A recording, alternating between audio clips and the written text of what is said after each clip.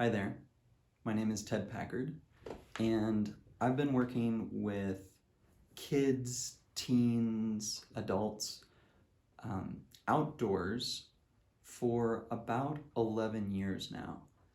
And what I do is informed so much by my teachers and what we call nature connection. And it's a weird phrase that actually means everything in the world when it comes down to it. And I firmly believe that everything that needs to be learned can and will be learned outside in community with other people and with mentors that care.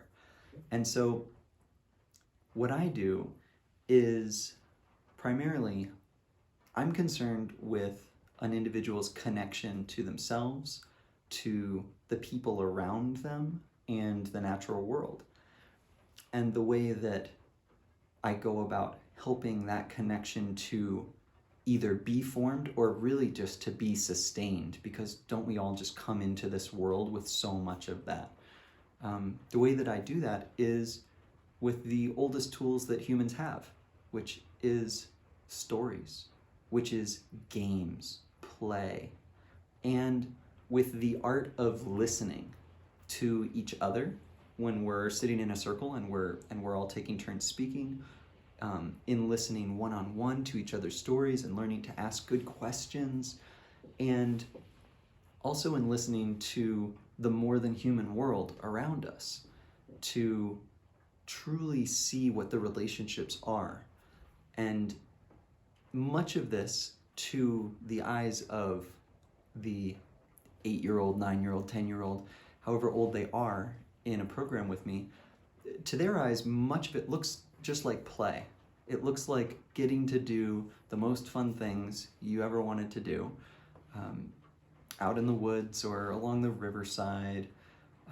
It looks like, as I said, it looks like coming together and playing games and running and using your body or getting down on all fours and inhabiting an animal form and moving around and chasing and hiding, and it also looks like working on what you really want to work on. For many kids, that might be fire. Like on a cold day, we'll just use what nature provides as the stimulus for the lesson of the day, which is going to be, if it's cold outside, we want to stay warm. What can we do to stay warm? Well, we can move our bodies. Well, we can build a shelter out of natural materials. Well, we can build a fire. And what does it take to do all these things? It takes so many things. It takes sensory motor skills, it takes interpersonal skills, and it takes also an awareness of our environment around.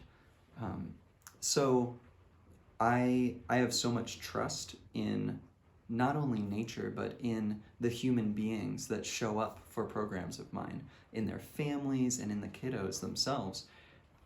So what my teaching style often looks like is asking questions.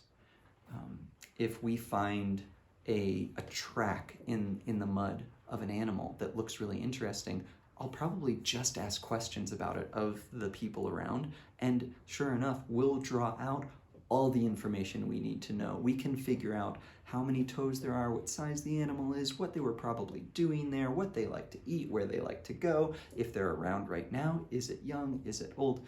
We can use all these observation skills and conversational skills to truly explore together. And I also have a big focus on listening to each other. So whenever we do any activity, whether it feels like a game or it feels like a project, we'll often talk about it afterwards, and I'll ask questions about how it felt in the body, emotionally, and we'll listen to each other, because everyone's experience is necessary for us to come together and really learn and feel as much as we possibly could as a community. So